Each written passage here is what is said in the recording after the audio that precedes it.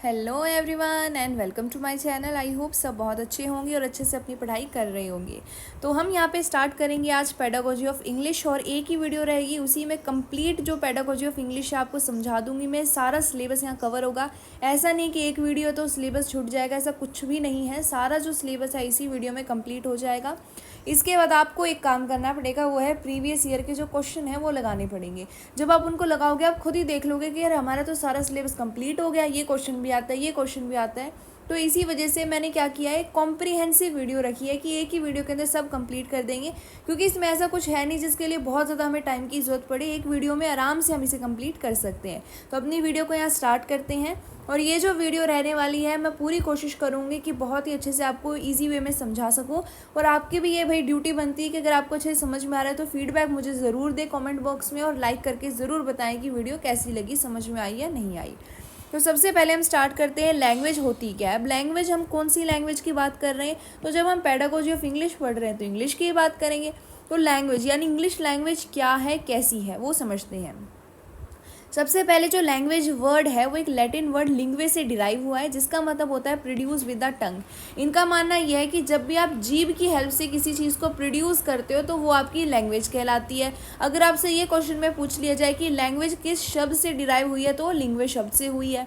इसके बाद जो हम बचपन से डेफिनेशन जानते हैं भाषा की, वो यही है स्ट्रक्चर्ड सिस्टम ऑफ कम्युनिकेशन। और इसको और एक्सपेंड करें तो हम सिंपल वे में कह देते हैं language is a medium to express our self and to communicate with others. ये लैंग्वेज एक स्ट्रक्चर्ड सिस्टम है। ऐसा नहीं कि सिर्फ लैंग्वेज के अंदर सिर्फ और सिर्फ हम जो बोलते हैं वही आता है। इसके अंदर लिखने की वेज आती है, इसके अंदर हमारी ग्रामर आती है, रूल आती है। तो एक पूरा सिस्टम है और ये पूरा स्ट्रक्चर्ड है। जब ये स्ट्रक्चर्ड सिस्टम एक साथ काम करता है तो जब हम दूसरों के साथ कम्युनिकेशन कर पाते हैं तो वो सिस्टम हमारा क्या कहलाता है, लैंग्वेज कहलाता है। अब आपको पता है ये लैंग्वेज क्या है। लैंग्वेज से सिर्फ हम कम्युनिकेट थोड़ी करते हैं, हम अपने आइडियाज़ को भी शेयर करते हैं। वैसे ही एक तरीके से तो कम्युनिकेशन में ही आता है, क्योंकि आप कम्युनिकेट कर क्या रहे हो, आप अपनी फीलिंग्स, अपने थॉट, अपने आइडियाज़, ये सब तो कम्युनिकेट कर रहे हो। और कम्युनिकेट का मतलब सिर्फ ये नहीं होता कि आपने बोल दिया, सामने वाले की सुनी ही नहीं। This is not a communication. Communication का मतलब है कि आप लैंग्वेज की हेल्प से अपनी बातें भी रख रहे हो और सामने वाले की बातें भी समझ रहे हो, तब वो कम्युनिकेशन कहलाता है। तो लैंग्वेज एक स्ट्रक्चर सिस्टम है। बहुत सारे डोमेन, बहुत सारे एस्पेक्ट इसमें मिलकर काम करते हैं, जिनके ज़रिए हम कम्युनिकेट कर पाते हैं, खुद की बातें रख पाते हैं, औरों की बातें समझ पाते हैं। So it is inseparable part of society, यानी हम इसे समाज से अलग नहीं कर सकते, लैंग्वेज को आइसोलेट नहीं कर सकते। क्योंकि अगर कोई सोसाइटी होगी तो लोग वहाँ पे जुड़े हुए कैसे हैं, यूनाइटेड कैसे हैं एक सोसाइटी में, लैंग्वेज की हेल्प से हैं। एक दूसरे से कैसे आइडिया शेयर करें, कैसे कम्युनिकेट करें, लैंग्वेज की हेल्प से। अब अगर मान लो सोसाइटी ही नहीं है लेकिन लैंग्वेज है, तो वो लैंग्वेज अप्लाई किस पे करोगे, किसके साथ कम्युनिकेट करोगे उससे। अगर आपकी सोसाइटी, आप जिसमें भी रहते हो, आप जहाँ पे भी रहते हो, जिस भी स्टेट में रहते हो, जिस भी कंट्री में रहते हो, अगर वहाँ पे जो सोसाइटी हो आपकी लैंग्वेज बोलती ही नहीं है, आपके पास कोई ऐसा व्यक्ति ही नहीं है जो आपकी भाषा को यूज़ करता हो, तो आपकी भाषा को सोसाइटी एक्सेप्ट ही नहीं करेगी, बोलेगी ये कोई लैंग्वेज है ही नहीं, एक इंसान बोल रहा है तो ये लैंग्वेज कैसे बन गई। लैंग्वेज भी तभी बनती है जब सोसाइटी उसे एक्सेप्ट करती है। जैसे अब इंडिया में इतनी सारी स्टेट है, स्टेट में भी बहुत सारी लैंग्वेजेस हमें देखने को मिलती है। तो हर एक लैंग्वेज जो है वो अलग अलग जगह बोली जाती है। ऐसा नहीं कि गुजराती जो है वो आप कश्मीर में जाके बोलोगे, कश्मीरी जो होंगे उन्हें तो समझ में नहीं आएगी, वो उसे एक्सेप्ट ही नहीं करेंगे, उनके लिए वो जो लैंग्वेज है वो खुद की है ही नहीं। इसी वजह से जैसे जैसे सोसाइटी बदलती है लैंग्वेज भी बदलती है, लेकिन जहाँ पे सोसाइटी है वहाँ लैंग्वेज है, और जहाँ पे लैंग्वेज है वहाँ सोसाइटी होगी ही होगी। एक दूसरे के ऊपर इंटरडिपेंडेंट है, एक साथ चलते हैं ये। और हमें पता है इंडिया के अंदर तो बहुत सारी भाषाएं हैं, इसीलिए इंडिया को मल्टीलिंगुअल कंट्री कहते हैं, यानी बहुभाषिता यहाँ पे देखने को मिलती है कि बहुत सारी लैंग्वेजेस हैं इंडिया के अंदर। एक डाइवर्स फील्ड में है India in respect to language. ठीक है, इतनी सी बात अगर आपको समझ में आ गई है तो आगे चलते हैं। अब जो लैंग्वेज है उसकी कुछ डेफिनेशन है जो पॉपुलर है, जैसे अकॉर्डिंग टू स्ट्रैंग, इनके अनुसार लैंग्वेज क्या है, it is articulated system of science primarily release in medium of speech. इनका मानना ये है कि जो लैंग्वेज है इसमें कुछ साइन होते हैं, कुछ सिंबल्स होते हैं जिनको हम रिलीज़ करते हैं with the medium of speech. यानी कोई चीज़ लिखी है, जैसे ये भी क्या एक सिंबल है, ये जो हम अल्फ़ाबेट यूज़ करते हैं ये एक साइन है, एक सिंबल है। जब हम इसे बोलते हैं और स्पीच की फॉर्म में रिलीज़ करते हैं तब वो क्या है, लैंग्वेज बन जाती है। ये इनका मानना था। और अकॉर्डिंग टू एलन इनका मानना ये था कि लैंग्वेज एक सोशल सिस्टम है rather than means of individual self expression. इनका मानना ये था कि लैंग्वेज तभी बनती है जब उसको एक सोशल सिस्टम की तरह देखा जाता है, यानी जब उसे सोसाइटी यूज़ करती है, ना कि सिर्फ एक इंडिविजुअल खुद को एक्सप्रेस करता है उसके अंदर। ये वही बात होगी कि जब सोसाइटी एक्सेप्ट करेगी तभी एक सोशल सिस्टम बनेगी, और सिर्फ एक इंडिविजुअल नहीं बल्कि ग्रुप ऑफ पीपल जब उसे यूज़ करते हैं तब जाके वो एक लैंग्वेज कहलाती है। अब हमें जैसा पता है लैंग्वेज के अंदर लेटर होते हैं, लेटर से मिलके वर्ड्स बनते हैं और वर्ड से मिलके सेंटेंस बनते हैं, और वही हमारी लैंग्वेज का पार्ट होते हैं। ठीक है, फिर आता है nature and characteristic of language. यहाँ से भी बहुत बार क्वेश्चन हमें देखने को मिलता है। सबसे पहले है लैंग्वेज इज़ लर्नड। ऐसा नहीं है कि आप पैदा हो गए और आप भाषा लेके पैदा हुए हो। जैसे आपकी आंखें हैं, ये तो आप पैदा हुए थे तब से ही आपकी आंखें, आपके बाल हैं, आपके बालों का रंग है, आपकी आंखों का रंग है, ये तो जब पैदा हुए थे तभी थे आपके पास। लेकिन भाषा तो नहीं थी। बचपन में तो सारे बच्चे उए करके रोते रहते हैं, इसका मतलब उनके पास भाषा नहीं थी। तो ये आनुवांशिकता यानी हेरिडेटरी नहीं है, ये आपको कहीं से मिली नहीं है, आपने इसे सीखा है, आपने इसे एक्वायर किया है। चाहे वो आपने अपनी पहली भाषा जो आपकी मदर टंग है, जो हमारी मातृभाषा होती है, वो हम घर में ऑब्जर्व करके सीखते हैं, लेकिन वो जो सीखने की प्रक्रिया होती है हम उसको बोलते हैं हमने प्राप्त की है। ऑब्जर्व करके हमने कोई अपनी तरफ से एफर्ट नहीं लगाए, कोई हमने रूल्स नहीं पढ़े, उसके बस ऑब्जर्व किया घर में और सीख ली, लेकिन वो मिली नहीं थी हमें हमारे पेरेंट्स से, वो हमने सीखी है। तो ये क्या है, नॉट हेरिडेटरी। और ये सिस्टम है, और सिस्टम किसका है, जैसे मैंने बता ही दिया आपको, इसमें ग्रामर है, इसमें बहुत सारे एस्पेक्ट आते हैं, फिर चाहे वो आपकी स्पीच हो, चाहे आपके लिखने का तरीका हो, तो एक सिस्टम है। ऐसा नहीं कि सिर्फ एक ही चीज़, सिर्फ स्पीच ही आपकी लैंग्वेज है या सिर्फ लिखना ही लैंग्वेज है, ऐसा नहीं है। ये पूरा सिस्टम है। ये दोनों पॉइंट एक साथ ही मर्ज कर लेना। ये सिंबल्स का, साइन का, हर एक चीज़ का क्या है, सिस्टम है। जितने भी एस्पेक्ट आपको लैंग्वेज में देखने को मिलेंगे सभी का एक ऑर्गेनाइज सिस्टम है। ऐसा नहीं आप कोई भी चीज़ कहीं पे भी लिखोगे और उसका अर्थ बन जाएगा। ठीक है, इसके बाद it is made up of habit. ऐसा नहीं आपने कोई चीज़ सुन ली, एक चीज़ देख ली, अरे कोई भाषा है वो आपको आ जाएगी। आपको बार बार रिपीट करनी पड़ेगी, आपको बार बार प्रैक्टिस करनी पड़ेगी, आपको डेली लाइफ में उसे यूज़ करना पड़ेगा, एक हैबिट बनानी पड़ेगी उसको यूज़ करने की, तब जाके आपको वो भाषा समझ में आएगी और तब जाके आप उसको सीख पाओगे। इसके बाद हर भाषा यूनिक होती है। जैसे इंग्लिश अलग है, हिंदी अलग है, तेलुगु अलग है, मराठी अलग है, गुजराती अलग है, डोगरी अलग है। तो ये सारी भाषा अपने आप में यूनिक है और ये आर्बिट्री है। इसका मतलब क्या हुआ कि कोई लॉजिक नहीं होता हम किसी चीज़ को क्यों पढ़ रहे हैं।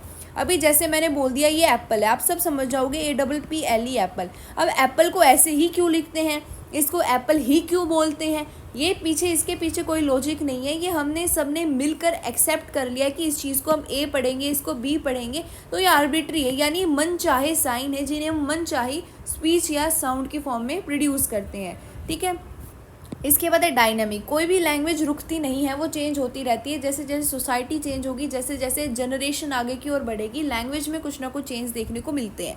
अगर आपने पहले शेक्सपियर या फिर कोई और पोएट की अगर पुराने ज़माने की कोई पोएम पढ़ी होगी, आप देखोगे बहुत सारे शब्द आपको डिफरेंट मिलेंगे, उनका लिखने का तरीका अलग मिलेगा, उनकी जो एक्सप्रेशन है वो अलग मिलेगी। क्यों? क्योंकि उस समय जो लैंग्वेज थी वो अलग स्टेज के ऊपर थी और आज उसमें बहुत ज़्यादा चेंजेस आ चुके हैं। सो ये डायनामिक है। इसके बाद फंक्शन और इम्पोर्टेंस ऑफ लैंग्वेज की अगर बात करें तो दो इसकी इंपॉर्टेंस या फंक्शन होती हैं। सबसे पहले है प्राइमरी और फिर है सेकेंडरी। प्राइमरी जो फंक्शन होता है लैंग्वेज का वो कम्युनिकेशन ही होता है, यानी अपने आप को एक्सप्रेस करना और दूसरों को समझना। फिर चाहे आप ओरली करो, चाहे रिटन वे में करो या सिम्बल्स की यूज़ से करो। उसके बाद है सेकेंडरी। सेकेंडरी के अंदर क्या होता है कि हम अंडरस्टैंड करते हैं, दूसरों को समझते हैं और ख़ुद को भी समझते हैं भाषा की हेल्प से।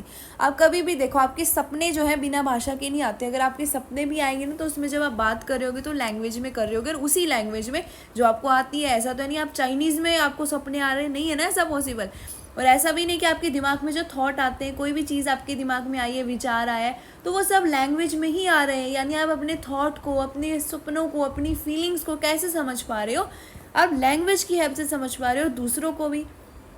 इसके बाद प्रिजर्वेशन, यानी हम भाषा की हेल्प से ही प्रिजर्व कर सकते हैं। फिर चाहे वो बुक की फॉर्म में हो, तो हम किसी भी चीज़ को, जैसे जो गीता है, भागवत गीता है, कोई बाइबल है या कोई कुरान है, उसमें भाषा ही तो लिखी हुई है। आप उसको पढ़कर ही तो कोई चीज़ सीख पा रहे हो। आपका कल्चर है, आपका रिलीजन है, वो कहीं पर भी सेव है। कैसे? आपकी भाषा की हेल्प से। तो भाषा प्रिजर्वेशन का काम भी करती है। फिर भाषा ग्लोबल कनेक्शन बनाती है। अगर आपको कल को भेज दिया जाए अमेरिका में, जाओ भाई पढ़ कर आओ, तो वहाँ के लोगों से बात कैसे करोगे? अगर आपको कोई चीज़ खरीदनी है, आपको पानी पीना है, कैसे बताओगे उन्हें आपको पानी चाहिए, आपको ये करना है, आपको वो करना है? भाषा की हेल्प से ही तो बताओगे। तो ग्लोबली कनेक्ट भी कौन करता है? भाषा ही करती है। अब यहाँ से बच्चे वीज़ा लगा के जाते हैं, आगे काम तो तभी मिलेगा ना, वहाँ जाके बैठे थोड़ी रहोगे। अगर काम करना है तो वहाँ की लैंग्वेज सीखनी पड़ेगी, उस सोसाइटी के अकॉर्डिंग सीखनी पड़ेगी, तभी जाके आपके ग्लोबल कनेक्शन बनेंगे। तो ये इंटरनेशनल ब्रदरहुड की भी बात करती है। इसके बाद ट्रांसमिशन, यानी आपने प्रिजर्व तो कर लिया चीज़ों को, लेकिन उन्हें आगे ट्रांसमिट कैसे करोगे? लैंग्वेज की हेल्प से ही करोगे। आपके मम्मी पापा, आपके दादा दादी अगर आपको कोई कहानी सुनाते हैं, कोई बात बताते हैं कि बेटा पहले ऐसे हुआ करता था, तो वो लैंग्वेज से ही तो बता रहे हैं ना। तो आप ट्रांसमिट कैसे कर पा रहे हो? लैंग्वेज की हेल्प से कर पा रहे हो। उसके बाद एस्थेटिक फंक्शन का मतलब होता है ब्यूटी फंक्शन। इसमें आप किसी भी चीज़ के अंदर ब्यूटी कैसे देख पा रहे हो? लैंग्वेज की हेल्प से देख पा रहे हो। अगर आपने कोई पोएम पढ़ी, कोई स्टोरी पढ़ी, तो उसका जो एसेंस है, उसकी जो ब्यूटी आप कैसे फील कर पा रहे हो? सिर्फ और सिर्फ लैंग्वेज की हेल्प से फील कर पा रहे हो। तो प्राइमरी फंक्शन एक ही है जो है कम्युनिकेशन, और सेकेंडरी फंक्शन बहुत सारे होते हैं, जिनमें से कुछ यहाँ पे मैंने आपके साथ डिस्कस किए हैं। उसके बाद फर्दर अगर आगे देखें तो हमारे पास दो वे होती हैं लैंग्वेज को सीखने की। जैसे मैंने आपको बताया कि लैंग्वेज हेरिडेटरी नहीं है, आपको या आपके जीन्स के अंदर नहीं आती लैंग्वेज, आपको वो नेचुरली या फिर आपको वहाँ पे एफर्ट्स डाल के वो सीखनी पड़ती है। तो लैंग्वेज को हम एक्वायर भी कर सकते हैं और लैंग्वेज को हम सीख भी सकते हैं, लर्न भी कर सकते हैं। अब दोनों में अंतर क्या होता है वो समझो। जब आप पैदा होते हो तो आपके घर में जो भी भाषा बोली जाती है वही सीख जाते हो, तो वो एक्विजिशन है। लेकिन जब स्कूल में जाते हो तो आप जो भाषा सीखते हो आप उसको लर्न करते हो, आप उसे एक्वायर नहीं करते। अब इन्हें थोड़ा डिटेल में समझते हैं। तो लैंग्वेज एक्विजिशन एक नेचुरल प्रोसेस है। इसके अंदर हम ऑब्जर्व करके सीखते हैं। जैसे घर के अंदर आपकी जो मातृभाषा है, लैंग्वेज जो आपने घर में सीखी है, जो घर वाले बोलते हैं, तो वो आपने कैसे सीखी है? वो एक नेचुरल प्रोसेस से सीखी है, आपने ऑब्जर्व करके सीखी है, आपने फील किया, एक्सपीरियंस किया उसे। आपको कोई एफर्ट्स नहीं लगाने पड़े, देवर नो एफर्ट्स। आपको कोई एफर्ट नहीं लगाने पड़े कि बैठा के आपकी मम्मी बता रही है बेटा मम्मी ऐसे बोलते हैं, इसके पीछे ये रूल्स हैं, इसको ऐसे प्रोनाउंस करना है, ऐसा कुछ भी नहीं है। आपने कोई एफर्ट्स नहीं डाले, आपका मेन फोकस था कम्युनिकेशन के ऊपर कि ये जैसे बोल रहे हैं मैं भी वैसे ही बोल देता हूँ, चाहे वो चीज़ आपको समझ में आए या ना आए, लेकिन आपने वो सीख ली कि ये बोल रहे हैं तो इसका मतलब यही है, ठीक है। तो इसके अंदर हम अक्सर हमारी L1 लैंग्वेज नंबर 1 होती है हमारी मदर टंग, वो सीखते हैं। और जब हमें लैंग्वेज लर्न करनी होती है तो एक फॉर्मल प्रोसेस होता है, और लैंग्वेज एक्विजिशन एक नेचुरल और इनफॉर्मल प्रोसेस होता है जिसे हम हमारे घर में ही सीख लेते हैं। तो लैंग्वेज लर्निंग में हम फॉर्मल प्रोसेस सीखते हैं, हम स्कूल में जाते हैं, कोई इंस्टीट्यूट में जाते हैं, तब जाके हम कोई लैंग्वेज सीखते हैं। और हम अलग अलग डोमेन, चाहे वो ग्रामर हो, चाहे रूल हो, किस तरीके से कोई स्पीच प्रोड्यूस करना है, ये सारे डोमेन हमें सिखाए जाते हैं फॉर्मल तरीके से। इसमें हमें बहुत ज़्यादा एफर्ट्स डालने पड़ते हैं। जैसे हमें बचपन में हमारे घर में जैसे हिंदी बोली जाती है तो आपने हिंदी तो सीख ली नेचुरली, लेकिन अब आपको इंग्लिश सीखनी है, आपको कोई भी भाषा सीखनी है, जर्मन सीखनी है मान लो, यहाँ पे हम बात करते हैं इंग्लिश की क्योंकि हम इंग्लिश पेडागोजी पढ़ रहे हैं, जर्मन की बात अभी साइड रख देते हैं। तो इंग्लिश जो अगर आपको सीखनी है तो घर में नहीं बोली जाती इंग्लिश, ऐसा मैं मान के चल रही हूँ कि घर में नहीं बोली जाती इंग्लिश, तो आपकी मम्मी पापा ने आपको स्कूल में डाल दिया और स्कूल में आपको भैया समझ में नहीं आ रही। क्यों? क्योंकि ये क्या है, आपको एक कॉन्शियसली प्रोसेस है, आपको इसमें फुल दिमाग लगाना पड़ेगा, कॉन्शियस रहना पड़ेगा, हर चीज़ के ऊपर ध्यान रखना पड़ेगा, फुल एफर्ट्स लगाने पड़ेंगे, तभी आप उसे सीख सकते हो, वरना नहीं सीख सकते। लेकिन ये सबकॉन्शियस होता है एक्विजिशन का प्रोसेस, इसमें कुछ नहीं करना, बस सुनते जाओ, ऑब्जर्व करते जाओ, आ जाएगी भाषा, ठीक है। तो जब हमें L2 यानी कोई टारगेट लैंग्वेज जिसे आप सीखना चाहते हो जो हमारी मदर टंग नहीं है, उसके अलावा यहाँ पे टारगेट लैंग्वेज या L2 हमारी इंग्लिश रहेगी, तो उसे सीखना है, लर्न करना है, तो वह फॉर्मल प्रोसेस रहेगा, आपको सारे डोमेन सीखने पड़ेंगे और एफर्ट्स लगाने पड़ेंगे, वो जो कॉन्शियस एफर्ट्स होंगे। आई होप दोनों में आपको डिफरेंस समझ में आया होगा कि एक्वायर हम हमारी मातृभाषा को करते हैं बिना किसी एफर्ट के, और लर्न हम करते हैं हमारी बाकी भाषाओं को, या इंग्लिश की बात करेंगे वो भी फुल एफर्ट्स लगाकर। इसके बाद हमारे पास आती है फंडामेंटल स्किल्स ऑफ लैंग्वेज, जो होती हैं 4। सबसे पहली होती है हमारी लिसनिंग, फिर होती है स्पीकिंग, फिर होती है रीडिंग, फिर होती है राइटिंग। इसका एक हमारे पास सिस्टम होता है, एक वे होता है LSRW। इसका मतलब क्या होगा कि पहले बच्चे को हम सुनना सिखाते हैं, बल्कि वो खुद ही सुनता है, फिर वो बोलता है, सुनकर जैसा सुनता है वैसा बोलता है, उसके बाद वो रीड करना सीखता है, उसके बाद वो लिखना सीखता है। तो आपको बच्चों को इसी नेचुरल ऑर्डर में सिखाना होता है, तभी बच्चा किसी भाषा को अच्छे से सीख सकता है। तो हमारे पास है listening, speaking, reading and writing, जिसमें से हमारे पास लिसनिंग और जो रीडिंग होती है वो पैसिव स्किल्स होती हैं। इसका मतलब ये प्रोडक्टिव नहीं है। क्यों? क्योंकि इसमें आप खुद कुछ प्रोड्यूस नहीं कर रहे, आप बस सुन रहे हो, जो सामने वाला बोल रहा है आप बस उसे सुन रहे हो, जो लिखा है उसे पढ़ रहे हो, खुद कुछ ऐड नहीं कर रहे, आप उसमें एक्टिव नहीं हो। एक्चुअली तो एक्टिव हो, लेकिन यहाँ पे एक्टिव का मतलब है खुद कुछ योगदान नहीं दे रहे, बस सुन रहे हो और पढ़ रहे हो। लेकिन जब आप बोलते हो तो आप जो सोचते हो आपको वो बोलना पड़ता है, और लिखते हो तो आपको आपके विचार फिर से लिखने पड़ते हैं। इसीलिए हम इन्हें एक्टिव स्किल्स या प्रोडक्टिव स्किल्स कहते हैं, जिनमें हम खुद अपने विचारों को ऐड करते हैं। तो यहाँ से डायरेक्ट क्वेश्चन आ जाते हैं, कौन सी पैसिव स्किल है, कौन सी एक्टिव है, कौन सी प्रोडक्टिव है, कौन सी नहीं है। नेचुरल ऑर्डर क्या होता है, LSRW होता है भाषा को सिखाने का। इसके बाद हम आगे चलते हैं अप्रोच एंड मेथड के ऊपर। तो अप्रोच क्या होती है और मेथड क्या होता है। अप्रोच क्या होती है कि आपको बच्चों को क्या सिखाना है और कैसे सिखाना है, वो मेथड में आ जाता है। अप्रोच थोड़ा एक बड़ा एस्पेक्ट है, उसके अंदर मेथड आते हैं। अप्रोच कुछ भी हो सकती है, लेकिन उसमें मेथड क्या होगा, स्पेसिफिक होगा। अप्रोच सिर्फ ये बताएगी क्या पढ़ाना है, जैसे सिलेबस हो गया, वो एक अप्रोच होगी कि आपको ये अप्रोच लगानी है, लेकिन उस अप्रोच में कौन सा मेथड लगा के बच्चों को पढ़ाना है, कैसे पढ़ाना है, वो आपका मेथड हो गया। फिर ये कुछ इंपॉर्टेंट हमारे पास अप्रोच एंड मेथड है जिन्हें हम समझते हैं। सबसे पहले आपके पास होल लैंग्वेज अप्रोच। इसमें क्या होता है कि हम लैंग्वेज को होल यानी एक कंप्लीट आइडेंटिटी की तरह यहाँ पे ट्रीट करते हैं, एंटिटी की तरह ट्रीट करते हैं। यानी लैंग्वेज को हम कंप्लीट पढ़ाते हैं, हम ऐसे नहीं पढ़ाते कि ये ए है, ये पी है, ये पी है, ये एल है, ये ई है, ऐसे नहीं पढ़ाते हम सीधा उसे पढ़ाते हैं ये एप्पल है। हम यहाँ पे सेंटेंस के ऊपर ज़्यादा फोकस करते हैं, ना कि एक एक शब्द के ऊपर। तो इसमें आपको कंप्लीट एक साथ लैंग्वेज को पढ़ाना है, सेंटेंस बाय सेंटेंस, ना कि अकेले अकेले उसके वर्ड्स को तोड़ तोड़ के समझाना है। इसके बाद आता है कंस्ट्रक्टिव अप्रोच। इसके अंदर ये माना जाता है कि बच्चे क्या होते हैं, खुद ही चीज़ों को कंस्ट्रक्ट करते हैं, अपनी नॉलेज को खुद ही उनका निर्माण करते हैं, खुद ही अपनी नॉलेज बनाते हैं। तो इसमें हमारे पास मेन 2 आते हैं, वैसे आते तो 4 है। मेन आपके क्वेश्चन जो है वो 2 से ही आते हैं। सबसे पहला जीन प्याजे। तो जीन प्याजे ने एक इंडिविजुअल कंस्ट्रक्टिविज्म की बात की है, जिनमें इनका मानना यह है कि जो एक इंडिविजुअल, जो एक बच्चा है, वो लिटिल साइंटिस्ट की तरह होता है। वो एक्टिवली इंटरेक्ट करता है अपनी आसपास की चीज़ों के साथ, और वो अपनी नॉलेज को कंस्ट्रक्ट करता है। और बच्चे के पास प्रायर नॉलेज होती है, पहले से कुछ नॉलेज होती है, जिसके आधार पे वो क्या करता है, जिसके आधार पे वो अपनी नई नॉलेज को एक्टिवली कंस्ट्रक्ट करता है। इसके बाद विगोत्स्की की उन्होंने दिया सोशल कंस्ट्रक्टिविज्म। इनका मानना ये था कि बच्चा कंस्ट्रक्ट तो करेगा अपनी नॉलेज को, लेकिन कैसे, सोशल और कल्चरल इंटरेक्शन के साथ। इनका मानना ये था सोसाइटी का बहुत ज़्यादा रोल होता है। जीन प्याजे ने सोसाइटी को यहाँ पे कोई अहमियत नहीं दी थी, विगोत्स्की ने सबसे ज़्यादा अहमियत दी थी सोशल एंड कल्चरल इंटरेक्शन को। फिर विगोत्स्की ने एक ZPD टर्म भी बताई थी, जो है जोन ऑफ प्रॉक्सिमल डेवलपमेंट। ये वो जोन है, जैसे कोई बच्चा खुद से क्या कर पा रहा है, सिर्फ प्लस और माइनस कर पा रहा है, लेकिन उसी बच्चे ने अपने और जो फ्रेंड है जिन्हें उससे थोड़ा ज़्यादा आता है, उनके साथ मिलकर क्या किया, इस जोन को, जब अभी तक वो सिर्फ उसी जोन में सीमित था जिसमें वो प्लस माइनस कर पा रहा था, उसकी दोस्त की हेल्प से वो डिवाइड भी करना सीख गया, मल्टीप्लाई भी सीख गया। तो उसने क्या किया, ये जो जोन उसका बन गया, जिसके अंदर उसने और ज़्यादा अपने आप को पोटेंशली इंक्रीज़ किया है। तो इस जोन को जहाँ तक वो अपनी क्षमता बढ़ा सकता है, मोर एबल्ड पीयर की हेल्प से, उसे हम बोलते हैं जोन ऑफ प्रॉक्सिमल डेवलपमेंट, कि वो अपनी क्षमताओं को और बढ़ा पा रहा है दूसरे दोस्तों की या टीचर की हेल्प से। इसके बाद आता है इनकी जो हमारे पास सोशल कंस्ट्रक्टिविज्म, इसे सेकंड वेव कंस्ट्रक्टिविज्म का भी नाम देते हैं, क्योंकि इन्होंने जीन प्याजे के बाद ही कंस्ट्रक्टिविज्म की बात की थी। इसके बाद आता है ग्लासर फेल्ड रेडिकल कंस्ट्रक्टिविज्म। इसके अंदर ये कहते हैं गोइंग टू रूट्स या प्रायर नॉलेज। इनका मानना ये था कि बच्चे को शुरू से ही, डिटेल से ही क्या होता है, बचपन से ही बच्चा खुद ही कंस्ट्रक्ट करता है, ऑब्जर्व करता है चीज़ों को। उसके अंदर वो खाली स्लेट नहीं होता, वो बच्चा क्या है, प्रायर नॉलेज के साथ है, उसके अंदर पहले से नॉलेज होती है, और वो चीज़ों की रूट्स में बिल्कुल डीप में जाके उन चीज़ों को वापस कंस्ट्रक्ट कर पाता है। अब ब्रूनर ने दिया कोग्निटिव कंस्ट्रक्टिविज्म। इनका मानना ये था कि बच्चा इंडिविजुअली भी कंस्ट्रक्ट करता है और सोसाइटी भी हेल्प करती है उसके कंस्ट्रक्ट करने में। इन्होंने डिस्कवरी लर्निंग को ज़्यादा यहाँ पे बढ़ावा दिया है, कि बच्चा खुद चीज़ों को डिस्कवर करता है, इंक्वायर करता है, और तब जाके वो डिस्कवर करता है किसी भी नई चीज़ को। और ब्रूनर के अकॉर्डिंग जो करिकुलम है, यहाँ से ये क्वेश्चन देखने को मिलता है, करिकुलम कैसा होना चाहिए, स्पायरल करिकुलम होना चाहिए। यानी ऐसा नहीं कि एक ही टाइप के एक्सपीरियंसेस बच्चे को दिए जा रहे हैं, बच्चे को अलग अलग प्रकार के यहाँ पे एक्सपीरियंसेस दिए जाने चाहिए। जैसे स्पायरल ऐसे घुमावदार होता है, वैसे ही करिकुलम घुमावदार होना चाहिए, ना कि एक स्ट्रेट लाइन में होना चाहिए। इसके बाद आती है मल्टीलिंगुअल अप्रोच। जैसा हमने बताया था कि हमारी इंडिया क्या है, एक मल्टीलिंगुअल कंट्री है, जिसमें बहुत सारी लैंग्वेजेस बोली जाती हैं। तो मल्टीलिंगुअल अप्रोच ये कहती है कि हमें हमारे क्लासरूम में मल्टीपल लैंग्वेजेस का इस्तेमाल करना है। और जो हमारा 8 शेड्यूल है कॉन्स्टिट्यूशन का, इसमें हमें 22 लैंग्वेजेस की एक लिस्ट मिलती है, जिसमें ये बताया गया है कि जो हमारी ऑफिशियल लैंग्वेज है वो हिंदी रहेगी, और एसोसिएट ऑफिशियल लैंग्वेज इंग्लिश रहेगी।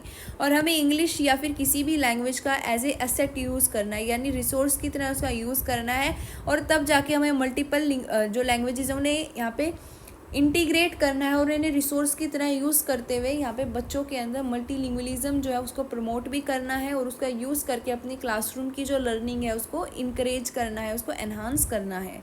इसके बाद आता है एक डायरेक्ट मेथड जो ये कहता है कि आप जिस भी भाषा में पढ़ा रहे हो, जैसे यहाँ टारगेट लैंग्वेज इंग्लिश है तो आपको बिल्कुल भी आपकी मदर टंग का यूज़ नहीं करना, हिंदी का बिल्कुल यूज़ नहीं करना है। इंग्लिश सारे इंस्ट्रक्शन, सारी बातें, सारी पढ़ाई लिखाई आपकी इंग्लिश में ही होगी, दूसरी लैंग्वेज का यूज़ ही नहीं करना। डायरेक्ट मेथड का यही मतलब है, डायरेक्टली उसी लैंग्वेज में पढ़ाओ जो सिखाना चाहते हो। हर एक एक्सपीरियंस उसी लैंग्वेज में होना चाहिए, चाहे बच्चे को समझ में जो है वो ना आए, फिर भी आपको क्या करना है, जैसे समझ में नहीं आ रहा बच्चे को एप्पल क्या होता है तो आपको उसका टीचिंग एड लेके आना है, वो एप्पल दिखाना है, लेकिन आपको यहाँ पे मदर टंग में ये नहीं बताना एप्पल का मतलब सेब होता है। तो ये है target language to target language, जिसे हम डायरेक्ट मेथड का नाम देते हैं। फिर आता है एक बाइलिंगुअल मेथड। बाइलिंगुअल मेथड के अंदर हम 2 लैंग्वेजेस का यूज़ करते हैं, जिसमें ये कहा गया है कि अगर बच्चे को कोई चीज़ समझ नहीं आ रही टारगेट लैंग्वेज, तो टीचर मदर टंग का यूज़ कर सकता है और उस बच्चे को समझा सकता है कि ये क्या चीज़ है। और फिर एक होता है ट्रांसलेशन मेथड। ट्रांसलेशन मेथड और बाइलिंगुअल मेथड में बस इतना सा फ़र्क होता है कि बाइलिंगुअल में हम हमारी मदर टंग का यूज़ तभी करते हैं जब वो ज़रूरत होती है और सिर्फ टीचर कर सकता है, लेकिन ट्रांसलेशन मेथड में टीचर हर एक लाइन को क्या करेगा, मदर टंग के अंदर कन्वर्ट करके समझाएगा। इसके बाद हमारे पास 2 प्रोसेस आते हैं, एक होता है नोट टेकिंग, एक होता है नोट मेकिंग। तो नोट टेकिंग क्या है, it is a process of extracting essential information involving a sense of listening, कि जब आप अच्छे से सुनते हो किसी चीज़ को, फिर उसमें से इंपॉर्टेंट चीज़ें एक्सट्रैक्ट करते हो लेक्चर के दौरान और फिर उसे कॉपी एंड पेस्ट करके अपने नोट्स में बनाते हो, तो उसे हम बोलते हैं नोट टेकिंग। ये लेक्चर के टाइम होता है जो आप क्लास में करते हो, आप नोट टेक कर रहे होते हैं, ले रहे होते हैं अपने टीचर से। उसके बाद हम क्या करते हैं, इसमें सिर्फ की पॉइंट लिखते हैं, एब्रीवेशन का यूज़ करते हैं, पूरे बड़ी बातें नहीं लिखते, शॉर्ट फॉर्म का यूज़ करते हैं, फ्लो चार्ट बनाते हैं ताकि हम इजीली अपने नोट को जो है यहाँ ले सकें और एसेंशियल इन्फॉर्मेशन एक्सट्रैक्ट कर सकें अपनी लिसनिंग स्किल के अनुसार। जैसे नोट टेकिंग जो है वो ड्यूरिंग क्लास होती है, इसमें हम मेन पॉइंट लिखते हैं, बुलेट की तरह भी लिखते हैं, डायग्राम चार्ट्स बना लेते हैं, एब्रीवेशन यूज़ करते हैं, पैराफ्रेजिंग भी करते हैं, यानी दूसरों की आइडियाज़ को अपने अनुसार लिखते हैं, आउटलाइन क्रिएट करते हैं। और हम क्या करते हैं, अगर हमें अपने नोट्स को अच्छा बनाना है तो हमें अलग अलग टॉपिक के बीच में स्पेस भी छोड़नी चाहिए। एक नोट टेकिंग जो हमने देख लिया ये लेक्चर के दौरान होगा, वो आपने नोट तो बना लिया, लेकिन आप उसको अब खुद के अनुसार लिखना चाहते हो तो आप घर में बाद में जाके क्या करोगे, जो आपने चीज़ें लिखी आप उन्हें वापस से रीमेक करोगे, नोट मेकिंग करोगे, आप इसे रिव्यू करोगे। जो आप चीज़ क्लास में लिख के लेके आए हो, घर में जाने के बाद आप उसे एक समराइज़ करोगे, उसे और ज़्यादा कंडेंस वे में लिखोगे और खुद की जब आप शब्दों में लिखोगे तो आपकी अंडरस्टैंडिंग और ज़्यादा बढ़ जाती है। तो नोट टेकिंग में यही आप क्लास के दौरान करोगे, नोट मेकिंग आप उसे घर में जाकर रिव्यू करके खुद समराइज़ करोगे। अब कुछ इंपॉर्टेंट टर्म्स यूज़ होती हैं लैंग्वेज में, जैसे सिंटैक्स, इसका मतलब होता है स्ट्रक्चर कैसा होगा लैंग्वेज का। जैसे हम जानते हैं सबसे पहले हम सब्जेक्ट लिखते हैं, फिर हम वर्ब लिखते हैं, फिर ऑब्जेक्ट लिखते हैं, तो ये क्या हमारे पास हो गया, ये एक स्ट्रक्चर हो गया। इसी के अनुसार जैसे हम यहाँ पे क्रिएट करते हैं हमारे सेंटेंसेस इंग्लिश लैंग्वेज में। फिर आता है फोनोलॉजी या फोनेटिक्स भी हम इसे कहते हैं। ये क्या होता है, साउंड की स्टडी होती है कि कौन सा साउंड कैसे निकालना है, कौन से शब्द से कैसा साउंड निकलेगा। फिर आता है मॉर्फोलॉजी, इसमें बात होती है मीनिंग के, किस सेंटेंस का कैसा मीनिंग बन रहा है, इसे हम सिमेंटिक के नाम से भी जानते हैं। अब लैंग्वेज जो भी हम कोई भी चीज़ पढ़ते हैं तो उसकी 2 अप्रोच होती हैं। लैंग्वेज को सीखने की भी 2 अप्रोच हैं, जैसे टॉप टू डाउन और bottom to up. Top to down का मतलब है कि आपको जो भी चीज़ पढ़नी है आपको उसकी एक थीम पता है और फिर आप उसे वर्ड टू वर्ड पढ़ रहे हो। टॉप यानी आपको थीम पता चल गया, अब आप डाउन यानी धीरे धीरे बिल्कुल डिटेल में जा रहे हो। बॉटम टू अप का मतलब ये हो गया कि आप क्या कर रहे हो, पहले वर्ड टू वर्ड समझ रहे हो, फिर आप उसको थीम समझ रहे हो। ये वैसे ही होगा कि आपका दोस्त मूवी देख के आया, आपके दोस्त ने कह दिया अरे भाई ये स्टोरी है, तेरे को देखनी है तो तू देख ले, तो उसने क्या किया, आपको एक टॉप बता दिया, यानी आपको एक थीम बता दी, भाई इस मूवी में ऐसा ऐसा है। अब डाउन यानी आप खुद उसको बिल्कुल डिटेल में वर्ड टू वर्ड उस मूवी को देखने जा रहे हो। और एक हो गया कि आपने बिल्कुल डिटेल में वो वर्ड टू वर्ड मूवी देख ली और बाद में आप किसी दोस्त को थीम बता रहे हो। तो ये होगी लैंग्वेज को सीखने की 2 अप्रोच। इसके बाद लैंग्वेज की हमने लर्निंग और एक्विजिशन की पहली बात कर ली है कि जब हम लैंग्वेज को सीखते हैं तो हमें एफर्ट लगाने पड़ते हैं, ये फॉर्मल प्रोसेस, और इसमें हम L2 यानी लैंग्वेज जो हमारी टारगेटेड होगी उसे सीखते हैं। और एक्वायर हम करते हैं हमारे L1 यानी मदर टंग को, ये इनफॉर्मल प्रोसेस होता है और इसमें हमें कोई एफर्ट लगाने की ज़रूरत नहीं पड़ती। इसके बाद आती है रीडिंग। रीडिंग जैसे हमने LSRW की बात की थी, जो तीसरे नंबर पे हमारी फंडामेंटल स्किल थी वो रीडिंग थी।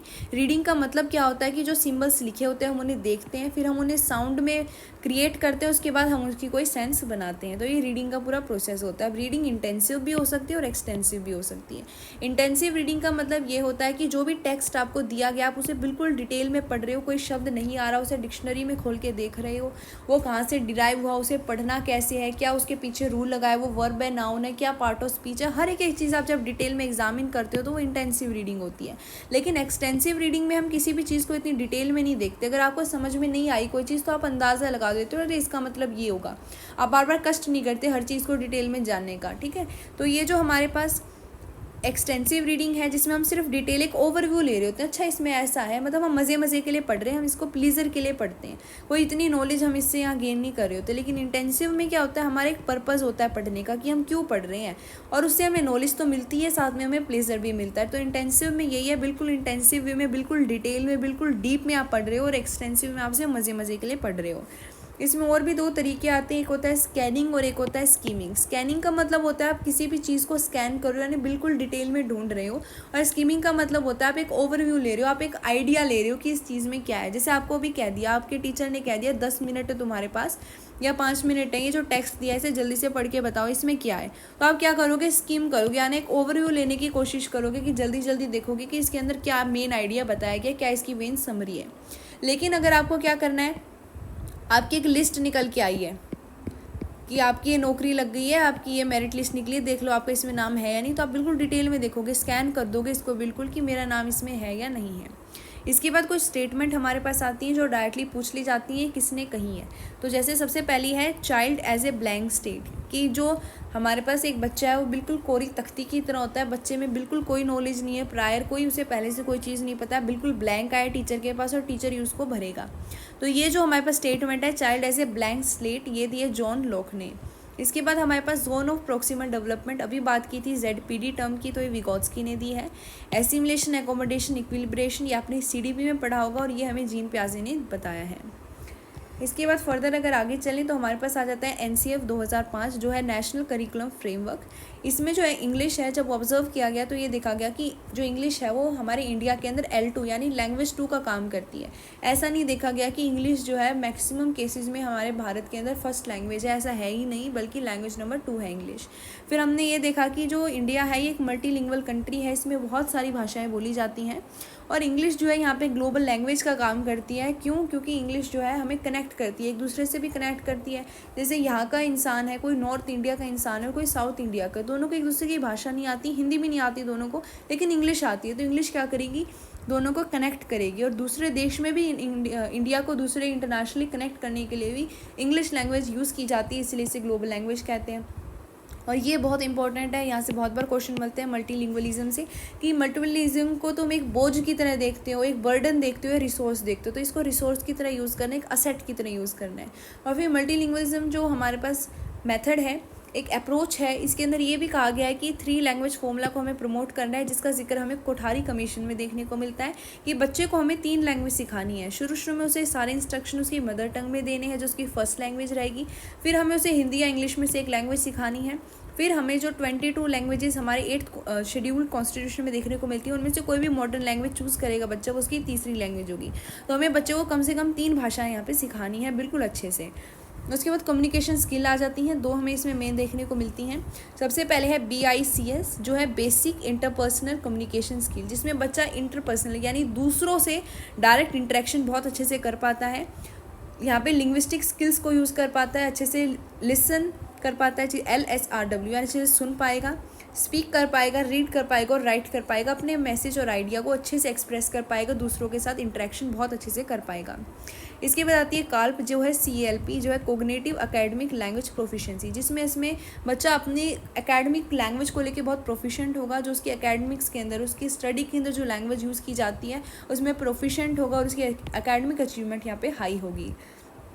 इसके बाद एक टर्म आती है LAC जो है लैंग्वेज अक्रॉस द करिकुलम। इसका मतलब ये होता है कि आपको क्या करना है, अलग अलग सब्जेक्ट्स को मर्ज कर देना है, यानी आपको क्या करना है, मोर देन 1 सब्जेक्ट को इंटीग्रेट कर देना है और फिर एक साथ पढ़ाना है। हमें अलग अलग सब्जेक्ट को अलग अलग नहीं पढ़ाना, बल्कि कोशिश ये करनी है कि सारे सब्जेक्ट एक दूसरे से लिंक हो। जैसे हमें लैंग्वेजेस के जो सब्जेक्ट होते हैं उनकी हेल्प से बाकी सब्जेक्ट को पढ़ाना है और बाकी सब्जेक्ट में भी हमें उन लैंग्वेजेस का जिक्र करना है। जैसे आपने कोई भी लैंग्वेज ली और उसको मैथ्स के साथ इंटीग्रेट किया, यहाँ पे लैंग्वेज हमारी इंग्लिश रहने वाली है, साइंस के साथ उसको इंटीग्रेट किया, मैथ्स के साथ किया, तो लैंग्वेज अक्रॉस करिकुलम का मतलब यही है कि मोर देन 1 सब्जेक्ट को आपको लैंग्वेज के साथ इंटीग्रेट करके पढ़ाना है आपके करिकुलम के अंदर, तो वो बन गया LAC language across the curriculum. इसके बाद हमने देखा इंग्लिश लैंग्वेज जो है आपको पता ही है इसके अंदर 26 लेटर होते हैं, अल्फ़ाबेट होते हैं, जिनसे हमें 44 साउंड यहाँ पे सुनने को मिलती है। वॉवल से हमें 5 साउंड यहाँ पे मिलती हैं, वॉवल हमारे 5 होते हैं, AEIOU, जिनसे 20 साउंड क्रिएट होती हैं, और कॉन्सोनेंट 21 होते हैं, जिससे 24 साउंड होती हैं क्रिएट। तो यहाँ टोटल होगी 44 साउंड। इसके बाद ये कुछ इंपॉर्टेंट टर्म्स हैं, जैसे एंटोनियम्स, ये क्या होते हैं, अपोजिट वर्ड होते हैं। उसके बाद आते हैं सिनोनिम्स, जो सेम होते हैं। अपोजिट वर्ड हो गए विलोम शब्द, सेम वाले हो गए पर्यायवाची शब्द। जैसे कि अपोजिट के अंदर आप क्या ले सकते हो, जैसे कोई शॉर्ट है तो इसका अपोजिट हो गया टॉल। अब जैसे सिनोनिम्स में शॉर्ट का क्या हो गया, टाइनी हो गया। तो ये क्या हो गया, आपके सेम वर्ड हो गए। फिर आते हैं डिप्थोंग्स, इसके अंदर क्या होता है, 2 वोवल एक ही आपको सिंगल सिलेबल में देखने को मिलेंगे। जैसे COAT कोट, अब इसके अंदर ओ और ए एक साथ देखने को मिल रहा है। कॉइन में ओ और आई एक साथ देखने को मिल रहे हैं। आर्टिकुलेटेड क्या होता है, वो वोकल ऑर्गन होता है जहाँ से आपकी साउंड यहाँ पे क्रिएट होती है। फिर आता है होमोग्राफ, ये क्या होते हैं, ऐसे शब्द होते हैं जिनकी स्पेलिंग तो सेम होती है लेकिन मीनिंग डिफरेंट होता है। जैसे मिनट हो गया, तो एक तो मिनट हमारा टाइम वाला हो गया, और इससे हम माइन्यूट भी पढ़ते हैं। माइन्यूट का मतलब क्या हो गया, बहुत ही छोटा, कम। उसके बाद है होमोफोन, ये क्या होते हैं, ऐसे शब्द होते हैं जिनका प्रोनाउंसिएशन भी सेम होता है लेकिन स्पेलिंग डिफरेंट होती है और मीनिंग भी अलग होता है। ये आप मुझे कमेंट करके बताना है इसका एग्जाम्पल। फिर आते हैं हमारे पास कॉन्ट्रास्टिव या फिर मिनिमल पेयर। ये क्या होता है, इनके अंदर सब कुछ सेम होता है लेकिन एक लेटर जो होता है वो ही डिफरेंट होता है, जिसकी वजह से उसकी प्रोनाउंसिएशन क्या हो जाती है, अलग हो जाती है।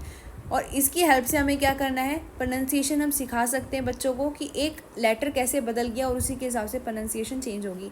जैसे आप देख रहे हो यहाँ पे सिर्फ और सिर्फ फर्स्ट लेटर तीनों का डिफरेंट है। फर्स्ट है नैप, फिर है टैप, फिर है कैप। आप देख रहे हो सिर्फ एक लेटर यहाँ पे चेंज हुआ है और पूरा जो प्रोनाउंसिएशन है वही बदल गया। तो बच्चे को यहाँ से हम प्रोनाउंसिएशन सिखा सकते हैं। फिर आते हैं लेक्सिकल या कंटेंट वर्ड, ये वो शब्द होते हैं जो खुद का मीनिंग रखते हैं, जिनका खुद का मीनिंग होता है। जैसे रिवर, रिवर का मतलब पता है नदी है। जैसे टॉय, टॉय का मतलब पता है खिलौना होता है, तो इनका खुद का मीनिंग होता है। और एक हमारे पास होते हैं साइट वर्ड, ये वो शब्द होते हैं जो अक्सर हमें देखने को मिलते हैं। फिर वोकैबलरी की अगर हम बात करें तो एज के अकॉर्डिंग कितना बच्चा यहाँ पे वोकैब ले पाता है, कितनी उसके अंदर वोकैबलरी होती है। जब बच्चा 1 साल का होता है तो सिर्फ 3 शब्द जानता है, 3 शब्द वाले ही वर्ड्स जो है वो बोल पाता है। 2 साल का होता है तो 272 वर्ड्स उसे आ जाते हैं। 3 साल का होता है तो 900+ शब्द सीख जाता है। 4 साल का होता है तो 1600 शब्द उसे बोलने आ जाते हैं। और 5 साल का होता है तो 2000 शब्द वो बोल पाता है। फिर एक हमारे पास नोम चॉम्स्की नाम के यहाँ पे आते हैं, जिनका मानना ये है कि जो बच्चा है, बच्चे के दिमाग में एक LED डिवाइस होता है, लैंग्वेज एक्विजिशन डिवाइस होता है। इनका मानना ये होता है कि जब बच्चा 5 साल तक होता है तो ये LED डिवाइस जो होता है वो बहुत ज़्यादा एक्टिव होता है, जिसके कारण 5 साल तक के जो बच्चे होते हैं उन्हें बहुत ही ईजिली हम कोई भी नई लैंग्वेज सिखा सकते हैं। और इनका मानना यही है कि ये जो हमारा जो एक्विजिशन डिवाइस है जो हमारे दिमाग में पाया जाता है, ये सिर्फ एक हाइपोथेटिकल डिवाइस है, यानी सच में नहीं है, ये बस इनका मानना था कि इमेजिनरी था, ये ऐसा हो सकता है। तो इनका मानना ये जो था लैंग्वेज एक्विजिशन डिवाइस, इनका मानना ये था 5 साल की एज के बाद ये बहुत कमज़ोर होने लग जाता है। इसी वजह से जो अडल्ट होगा वो इतनी जल्दी लैंग्वेज एक्वायर नहीं करेगा जितना एक बच्चा कर लेगा 5 साल तक। इनका मानना ये था एक यूनिवर्सल ग्रामर भी होती है जो सभी लैंग्वेज, चाहे कोई भी लैंग्वेज हो, पूरे वर्ल्ड में कोई भी लैंग्वेज उठा लो तो उसके जो ग्रामर के रूल्स होते हैं वो सेम होते हैं। और इनका मानना ये भी था कि जो बच्चा है वो ग्रामर को भी LED डिवाइस के हिसाब से नेचुरली एक्वायर करता है, जिन्हें इन्होंने जनरेटिव ग्रामर का नाम दिया। फिर क्वेश्चन ऐसा भी बन जाता है, इनके अनुसार जो ब्रेन था इन्होंने लेफ्ट और राइट पार्ट में इसे डिवाइड किया। सो L for left, L for logic. इनका मानना ये था जो लेफ्ट ब्रेन होता है ये हमारे लॉजिक जो होता है उसके लिए यहाँ पे देखा जाता है, उसके लिए रिस्पॉन्सिबल होता है। और जो हमारा राइट ब्रेन होता है ये क्रिएटिविटी के लिए रिस्पॉन्सिबल होता है। इसके बाद हमारे पास ये कुछ टर्म है, जैसे the language acquisition device is postulated organ of brain that is suppose to function in, यहाँ पे congenital device for learning symbolic language, language acquisition. इनका मानना यही था कि LED के यूज़ से हम सिम्बॉलिक लैंग्वेज सीख सकते हैं, जिसके अंदर सिम्बल्स इन्वॉल्व होते हैं, जिसे बाद में हम साउंड और स्पीच के फॉर्म में आर्टिकुलेट करते हैं। तो यही है लैंग्वेज एक्विजिशन में इनका LED डिवाइस का जिक्र किया था। फिर ये कुछ प्रिंसिपल हैं बच्चों को इंग्लिश सिखाने के। सबसे पहले है कि चाइल्ड सेंटर्ड होना चाहिए आपका तरीका, फोकस ऑन लर्नर, लर्नर की नीड के अकॉर्डिंग आपको लैंग्वेज सिखानी है। आपकी जो अप्रोच होती है वो बैलेंस होनी चाहिए, यानी ऐसा नहीं एक ही स्किल सिखा रहे हो, चारों जो स्किल होती है नेचुरल ऑर्डर में और सभी के ऊपर इक्वल इम्फेसिस रखना है। कॉन्टेक्सचुअलाइजेशन करना है, यानी बच्चों को रियल लाइफ में भी यूज़ करवानी है, ऐसी नहीं वो चीज़ सिखा रहे जो उसकी रियल लाइफ में कहीं यूज़ ही नहीं है उसका। बार बार बच्चों को प्रैक्टिस करवानी है, जैसे हमने देखा था लैंग्वेज हैबिट की बनी होती है। डायग्नोस करना है बच्चों को कहाँ पे वो गलती कर रहा है, गलती पता करने के बाद आपको उसके एरर को करेक्ट करते हुए उसको रेमेडी भी प्रोवाइड करनी है, रेमेडियल क्लासेस उसकी लगानी है। इसके बाद हमारे पास आते हैं स्टीफन क्रेशन। अब स्टीफन क्रेशन का ये मानना है कि जो सेकंड लैंग्वेज है, जो L2 लैंग्वेज है, उसे भी हम एक्वायर कर सकते हैं हमारी मदर टंग की तरह। लेकिन इनके 5 हाइपोथेसिस है। इनका मानना ये है कि अगर तुम ये 5 हाइपोथेसिस फॉलो करते हो तो तुम सेकंड लैंग्वेज को भी एक्वायर कर सकते हो नेचुरली। तो सबसे पहले इनका मानना ये था एक्विजिशन जो है वो एक सबकॉन्शियस तरीका है किसी भी लैंग्वेज को सीखने का, जिसमें हमें एफर्ट नहीं करने होते, बस हमें ऑब्जर्व करना होता है हमारे आसपास किस तरीके से लोग उसका यूज़ कर रहे हैं लैंग्वेज का। फिर इनका मानना था ये मॉनिटर एक्विजिशन की, जब बच्चा किसी भी चीज़ को ऑब्जर्व करे तो कुछ ना कुछ एक्वायर करेगा, लेकिन जो बच्चा है उसको हमें मॉनिटर करना है वो किस तरीके से एक्वायर कर रहा है लैंग्वेज को, कहीं वो ज़्यादा यूज़ तो नहीं कर रहा है। अगर वो ओवर यूज़ करेगा उस लैंग्वेज को जो सीख रहा है, एक्वायर कर रहा है, तो उसकी फ्लुएंसी ख़राब हो जाएगी। लेकिन अगर बच्चा कम यूज़ करेगा तो उसकी एक्यूरेसी ख़राब हो जाएगी, उसको समझ नहीं आएगा कि कैसे सही उसका यूज़ करना है। अगर जो ऑप्टिमल यूज़र है, यानी ठीक ठाक एक मीडियम वे में यूज़ कर रहे हैं उस लैंग्वेज को जो उन्होंने एक्वायर किए हैं चीज़ें, तो वो एक बैलेंस्ड वे में उस लैंग्वेज को एक्वायर कर पाएगा। और इनका मानना ये था कि जब हम एक्विजिशन भी करते हैं किसी लैंग्वेज की, तो एक नेचुरल ऑर्डर हमें हाइपोथेसिस ही फॉलो करना है, जो रहेगा LSRW की। इसी सीक्वेंस में बच्चे को लैंग्वेज एक्वायर करवानी है, सेकेंड लैंग्वेज। फिर है इनपुट हाइपोथेसिस की, बच्चे ने मान लो ये सीख लिया कि ये A फॉर एप्पल है, तो इसके बाद जो बच्चे को B भी सिखाना है, तो आपको क्या करना है कि जब बच्चे ने कोई चीज़ सीख ली, एक्वायर कर ली उस लैंग्वेज में, तो आपको उसको जो अभी करंट लेवल है उससे सिर्फ एक ही ज़्यादा, सिर्फ 1 जो हमारे पास एक और ज़्यादा लेवल आएगा, सिर्फ वो उसे प्रोवाइड करना है। ऐसा नहीं कि आप सीधा मेंढक की तरह ज़ोर ज़ोर से जंप कूदते हुए लेके जा रहे हो बच्चे को, नहीं, आपको जो उसका करंट लेवल है उससे सिर्फ बियॉन्ड 1 लेवल ज़्यादा यहाँ पे प्रोवाइड करना है, ताकि वो एक सिस्टमेटिकली वे में चले और वो एक्वायर कर सके उस लैंग्वेज को। तो इनका लास्ट जो हमारे पास हाइपोथेसिस है वो कहता है इफेक्टिव फिल्टर हाइपोथेसिस। ये हमारे इमोशनल फैक्टर से रिलेटेड होता है कि बच्चे को हमें टाइम टू टाइम मोटिवेट भी करना है, उसकी एंजाइटी और कॉन्फिडेंस को भी देखना है कि वो हमारे बैलेंस्ड है या नहीं है। फिर हमारे पास 2 फिर से टर्म आती हैं, क्या जीन प्याजे की, क्या विगोत्स्की की। जीन प्याजे का ये मानना था कि बच्चे के दिमाग में थॉट पहले आता है, बच्चा लैंग्वेज बाद में सीखता है। विगोत्स्की का मानना ये था कि जब तक बच्चा लैंग्वेज ही नहीं सीखेगा तो थॉट किस भाषा में आएगा। और विगोत्स्की का ये भी मानना था कि जब बच्चा 3 साल का होता है तो थॉट और लैंग्वेज क्या एक साथ ट्रैवल करते हैं और मर्ज कर जाते हैं 3 साल में, कि थॉट भी और लैंग्वेज भी साइमल्टेनियसली एक साथ ही आते हैं। ऐसा नहीं है कि थॉट पहले आ रहा है या लैंग्वेज पहले आ रही है, दोनों साथ ही आते हैं बच्चे को। इसके बाद हमारे पास एक इम्पॉर्टेंट स्टेटमेंट आती है जो रूज़ो ने दी है, वो है child is a book which teacher has to learn from page to page. इनका मानना ये था कि जो बच्चे होते हैं किताब की तरह होते हैं, जिसका हर पेज जो है टीचर को पढ़ना पड़ता है। इसके बाद टीचिंग मेथड हम देखते हैं कि जो हम इंग्लिश लैंग्वेज को सिखाने में जिनका यूज़ कर सकते हैं। सबसे पहला है स्टोरी मेथड, फिर है लेक्चर मेथड, फिर है डेमोन्स्ट्रेशन मेथड, फिर है ह्यूरिस्टिक मेथड, फिर है क्वेश्चन आंसर मेथड, और फिर है TPR, जो बहुत ही ज़्यादा भी क्वेश्चन में आपको देखने को मिलेगा प्रीवियस ईयर के अंदर, टोटल फिजिकल रिस्पॉन्स। अब सबसे पहला है स्टोरी मेथड। इसमें आप कॉन्टेक्स्ट यानी रियल लाइफ सिचुएशन के अकॉर्डिंग आप बच्चों को कहानियाँ सुना सकते हो। इनकी हेल्प से बच्चों के अंदर इमेजिनेशन पावर बढ़ेगी, एस्थेटिक सेंस आएगी। साथ में जब वो स्टोरी के अंदर कोई नया शब्द सुनेंगे तो उनके अंदर वोकैबुलरी की जो नई एडिशन है वो होती रहेगी। और अगर बच्चा स्टोरी सुन रहा है तो उसके अंदर लिसनिंग स्किल्स भी यहाँ पे शामिल होंगी। और बच्चा अगर खुद स्टोरी यहाँ पे बनाकर सुनाएगा तो उसके अंदर इमेजिनेशन के साथ साथ स्पीकिंग स्किल भी यहाँ पे इन्वॉल्व होगी। और बच्चा अगर पढ़ेगा स्टोरी को तो क्या होगा, वो रीडिंग स्किल इंप्रूव कर पाएगा, और लिखेगा तो राइटिंग स्किल भी उसकी इंप्रूव होगी। फिर है लेक्चर मेथड। आप डायरेक्टली बच्चों को डायरेक्ट मेथड, बाइलिंगुअल या ट्रांसलेशन मेथड जैसे तरीक़ों से समझा सकते हैं, सिखा सकते हैं चीज़ें। फिर है डेमोन्स्ट्रेशन मेथड। इसमें टीचर जो भी चीज़ सिखाएगा, चाहे वो प्रोनाउंसिएशन हो, चाहे कोई तरीका हो लिखने का, चाहे कोई रूल हो, तो टीचर पहले खुद डेमोन्स्ट्रेट करेगा। डेमोन्स्ट्रेट का मतलब होता है सिर्फ बच्चा देखेगा, ऑब्जर्व करेगा और फिर सीखेगा। इसमें बच्चा खुद नहीं कर रहा है, वो सिर्फ देख के टीचर को यहाँ पे एक्सपीरियंस कर पा रहा है। टीचर एक्सपीरियंस डायरेक्ट कर रहा है और बच्चा इनडायरेक्ट एक्सपीरियंस कर पा रहा है। लेकिन अगर यहाँ पे एक्सपेरिमेंटेशन मेथड होता तो इसका मतलब ये होता है कि बच्चा खुद भी इन्वॉल्व होगा उसके अंदर। फिर है ह्यूरिस्टिक। ये होता है आई फाइंड, यानी बच्चा इसमें डिस्कवरी लर्निंग करेगा, बच्चा इंक्वायर करेगा, चीज़ों को क्रिटिकली सोचेगा, उसके बाद चीज़ों के ऊपर यहाँ पे कंक्लूड करेगा।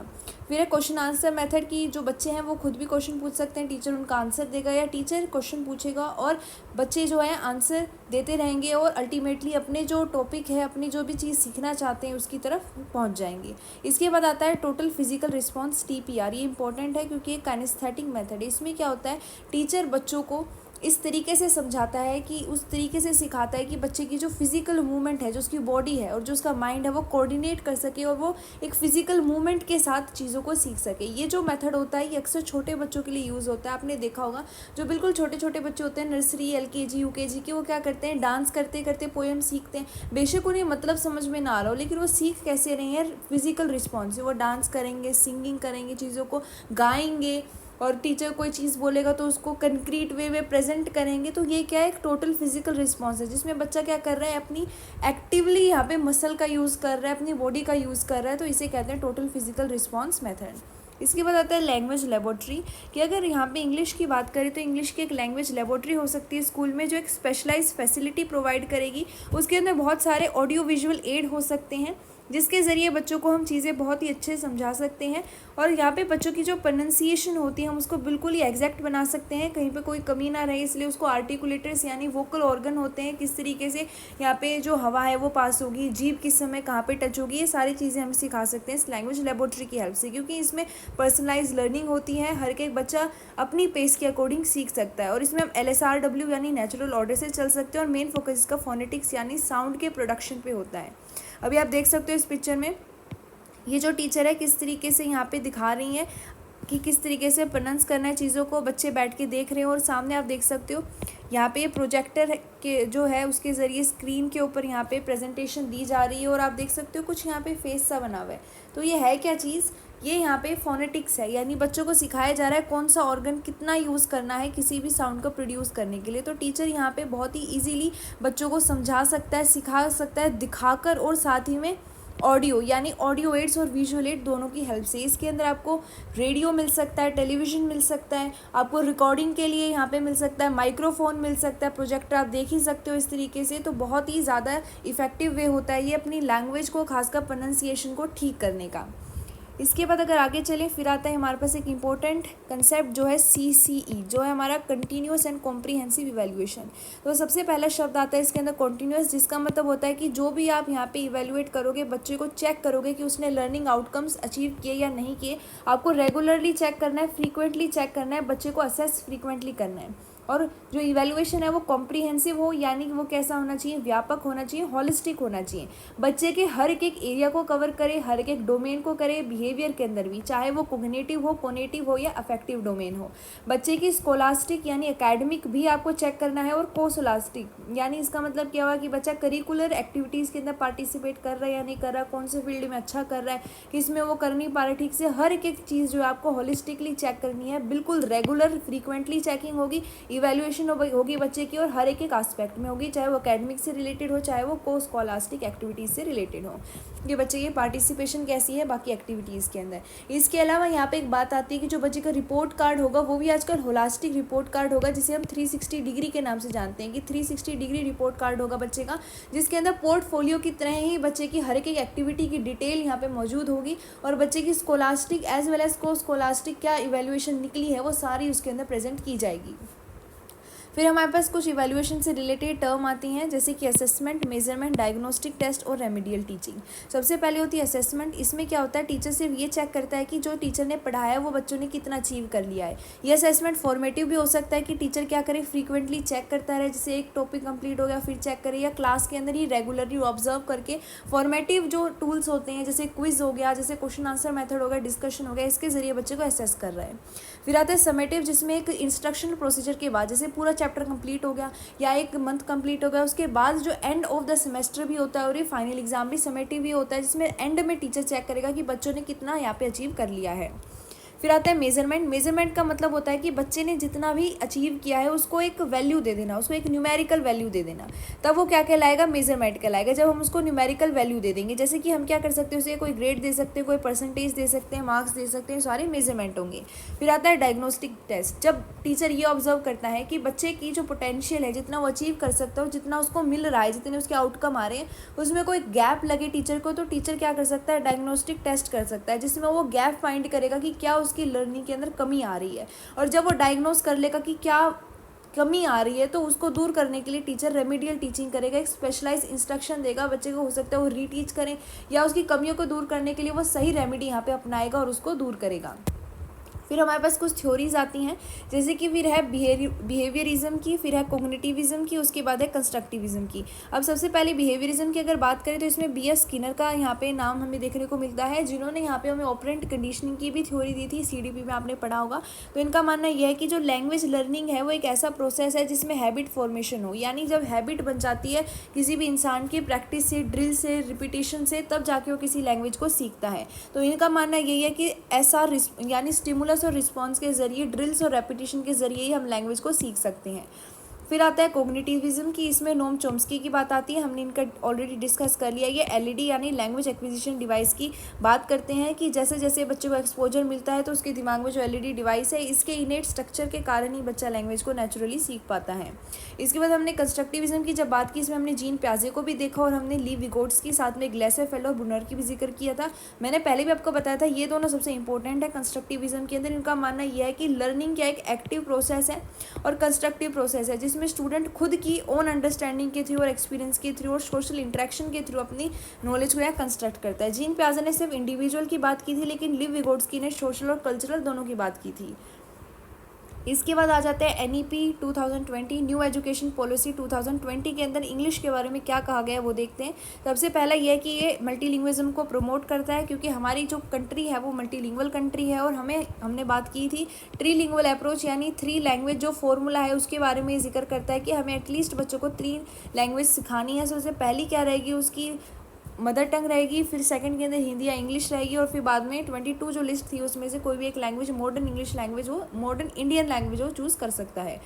फिर द कॉम्पिटेंस बेस्ड लर्निंग का बात करती है। अब ये जो आप देख रहे होगे कि पैटर्न भी बदल चुका है, एग्जाम का पैटर्न बदल चुका है CBSE के अंदर, तो कॉम्पिटेंसी बेस्ड क्वेश्चन बहुत ज़्यादा पूछे जाते हैं। तो इनका मेन फोकस ये होता है कि बच्चा क्या करे, कॉम्पिटेंसी डेवलप करे, उसे चीज़ें एक्चुअल में आए, उसे अप्लाई करने आई चीज़ें, वो कॉम्पिटेंट बने, प्रोफिशिएंट बने, ना कि सिर्फ और सिर्फ वो रट्टा मार के वहाँ पर प्रोड्यूस कर दे उस चीज़ को। ऐसा नहीं है, ये कॉम्पिटेंसी बेस्ड लर्निंग को प्रमोट करते हैं। फिर ये टेक्नोलॉजी इंटीग्रेशन की भी बात करते हैं कि ICT अब हमें पता है टेक्निकल एरा आ चुका है, डिजिटल लिटरेसी की बात की जाती है, तो बच्चों को लैंग्वेज भी हमें क्या करना है, डिजिटली जो टूल्स होते हैं उनकी हेल्प से सिखानी है, उसको मर्ज करना है हमारी टीचिंग के साथ ही। इसके बाद हमारे पास 2 टर्म आती हैं, code switching and code mixing. यहाँ से क्वेश्चन देखने को मिल जाता है। कोड का मतलब यहाँ पे लैंग्वेज है कि कोड स्विचिंग, आप जिस भी कोड के अंदर, जिस भी लैंग्वेज के अंदर बात करें उसको स्विच कर देना। जैसे बच्चे को हमने देखा 3 लैंग्वेजेस आएंगी, तो हम 2 कंसिडर करके चलते हैं। पहले हिंदी और इंग्लिश उसको आती है, मान लो हिंदी उसकी मदर टंग है, इंग्लिश हमने उसको सिखा दी है। तो ये एक ऐसी प्रैक्टिस होती है कोड स्विचिंग के अंदर जिसमें बच्चा क्या करे, अल्टरनेटिवली 2 या 2 से ज़्यादा लैंग्वेजेस के अंदर स्विच कर सके कम्युनिकेशन में। यानी वो एक सेंटेंस तो मान लो कंप्लीट इंग्लिश में बोल रहा है, फिर दूसरा कंप्लीट सेंटेंस हिंदी में बोल रहा है, तीसरा सेंटेंस किसी और लैंग्वेज में बोल रहा है, यानी वो मिक्स नहीं कर रहा बातों को, वो एक सेंटेंस एक लैंग्वेज के अंदर बोल रहा है। लेकिन जब वो मिक्स करे, एक ही सेंटेंस में बहुत सारी लैंग्वेजेस को ब्लेंड कर दे एक ही सिंगल कन्वर्सेशन के अंदर, तब हम बोलेंगे कोड मिक्सिंग कर रहा है वो। अब जैसे इसका एग्जांपल देखते हैं। सबसे पहला है कोड स्विचिंग। हमने बात की कि जैसे मान लो ये लैंग्वेज नंबर 1 है, अब ये गिलहरी क्या एक स्टूडेंट है, एक बार तो ये इस लैंग्वेज को बोल रहा है, फिर एक बार ये इस लैंग्वेज को बोल रहा है, यानी ऐसा नहीं कि एक ही टाइम पे दोनों लैंग्वेज बोल रहा है, एक बार अपनी पूरी बात इस लैंग्वेज में कंप्लीट कर रहा है, फिर इस लैंग्वेज में कंप्लीट कर रहा है। तो ये क्या है, switching between 2 languages back and fourth in same sentence, उसे हम बोलते हैं कि ये क्या कर रहा है, कोड स्विचिंग कर रहा है। जैसे इसको समझो एग्जांपल को, I went to the market today, आज मैं मार्केट गया या गई, उसके बाद फिर मैं घर आ गई। तो इसने क्या बोला, एक सेंटेंस कंप्लीट इंग्लिश में बोला, फिर जो आगे का अलग मीनिंग वाला सेंटेंस है वो अलग लैंग्वेज में बोला कि मैं मार्केट गई थी आज और फिर मैं घर आ गई। इसके बाद मिक्सिंग लैंग्वेजेस का मतलब क्या होता है, ऐसे बोरोइंग लैंग्वेजेस भी कहते हैं। इसका मतलब ये हुआ कि ये क्या है, स्टूडेंट अभी एक ही लैंग्वेज के अंदर दूसरी लैंग्वेज के कंपोनेंट का भी यूज़ कर रहा है। आप देख रहे हो कि ये जो नट्स है ये तोड़ के लेके आया इस लैंग्वेज से, ये L2 थी हमारी, तो इसने क्या किया, L1 के अंदर ही उसका यूज़ कर दिया, उसे उठा के ले आया, फर्स्ट लैंग्वेज के अंदर ही मिक्स कर दिया उसने। तो इसमें होगा क्या कि 2 लैंग्वेजेस जो हैं उनका एक ही चीज़ के अंदर यूज़ करने की कन्वर्सेशन में। जैसे अब पहले वाले सेंटेंस में हमने देखा कि यहाँ तक अलग मीनिंग निकल रहा था, यहाँ तक अलग निकल रहा था, लेकिन अब क्या होगा, I went to the market, मैं मार्केट गई और मैंने ड्रेस खरीदी। तो आप देख रहे हो कि मैंने मिक्स कर दिया, इधर भी मिक्स है, इधर भी मिक्स है, इधर भी मिक्स है, कि हमने यहाँ कॉमा लगा दिया, हमने एक ही सेंटेंस में दोनों लैंग्वेजेस के अंदर मिक्स करके अपनी बात रख दी। तो ये हो गया कोड मिक्सिंग। और जब हम अलग अलग सेंटेंसेस के अंदर अलग अलग लैंग्वेजेस यूज़ करें तो वो कोड स्विचिंग कहलाएगा। तो ये हमारा पूरी की पूरी पेडागोजी ऑफ इंग्लिश थी। इसके अंदर ऐसी कोई चीज़ नहीं है जो आपको प्रीवियस ईयर के अंदर अलग देखने को मिलेगी, यही सारे कंसेप्ट आपके बार बार रिपीट होंगे। तो आई होप इसी वीडियो के ज़रिए आपको बहुत ज़्यादा हेल्प मिले और आप अच्छे से समझ जाएं ये कंसेप्ट पेडागोजी ऑफ इंग्लिश के अंदर जितने भी यूज़ होते हैं। अगर वीडियो अच्छी लगी तो भाई लाइक ज़रूर करना, अपने फ्रेंड को शेयर करना और मुझे कमेंट करके बताना कि आपका फीडबैक क्या रहा।